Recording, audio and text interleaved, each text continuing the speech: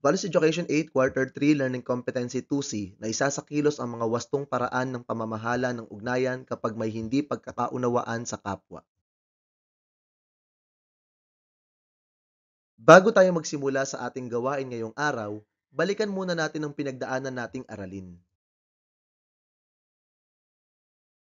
Natutuhan natin na may iba't ibang pinagmumulan ng hindi pagkakaunawaan.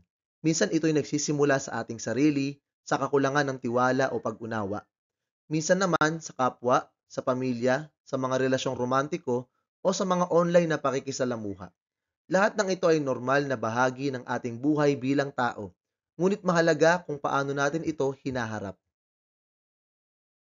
Pinag-aralan din natin ang 7 P sa maayos na pakikipag-ugnayan.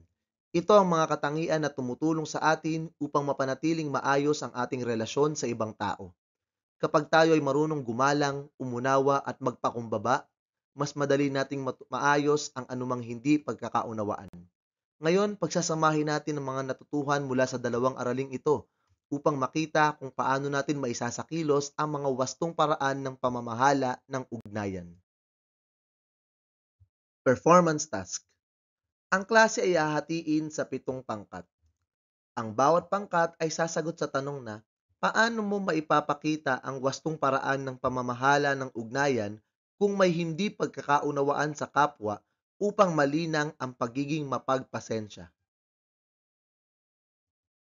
Maaari ninyong ipakita ang sagot sa pamamagitan ng isa sa mga sumusunod na anyo ng pagtatanghal o presentasyon: roleplay, interview, talk show, puppet show, o poster presentation. Siguraduhin na ipapakita ang hindi bababa sa 3 sa 7 P sa maayos na pakikipag-ugnayan sa inyong output. Mayroong rubric na ibibigay upang magsilbing gabay sa paggawa at pagtatanghal. Roleplay.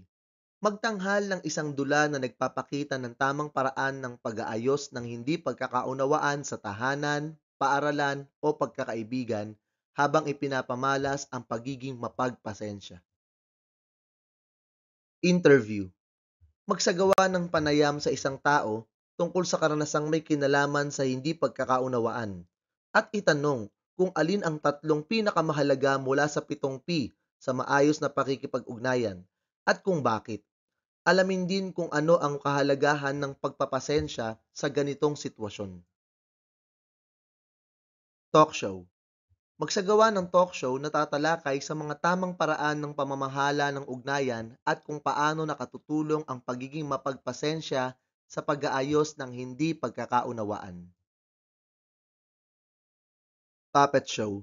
Gamit ang mga puppet o improvised materials, gumawa ng pagtatanghal na nagpapakita ng kahalagahan ng pag-unawa, kahinahunan, at pagtutulungan sa gitna ng hindi pag-uunawaan.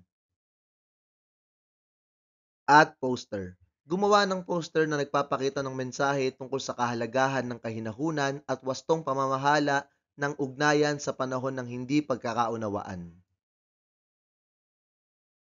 Upang maging gabay ninyo sa paggawa ng performance task, narito ang rubric. Bawat criteria ay may 5 puntos, kaya ang kabuang puntos ay 25. Pansinin na ang pangunahing layunin ay maipakita ninyo ang wastong pamamahala ng ugnayan at ang pagiging mapagpasensya. Tiyakin din na malinaw ang nilalaman, maipapakita ang 3 P, at magagawa ito sa malikhaing paraan habang maayos ang inyong presentasyon. Ngayon, maglaan tayo ng sandali para magnilay sa inyong ginawa. Una, maglista ng 3 bagay na natutuhan mula sa inyong performance task. Pangalawa, isa-isang ipaliwanag kung paano ninyo may sasabuhay o magagamit ang mga natutuhan ninyo sa inyong pang-araw-araw na buhay, sa tahanan, sa paaralan, at sa kaibigan o kahit sa social media.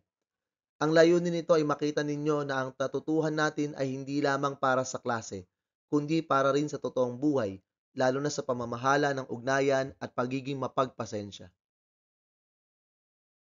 At hanggang dito lamang po ang ating aralin para sa linggong ito. Sana po ay may natutuhan kayo. Salamat po sa panonood at pakikinig. Paalam!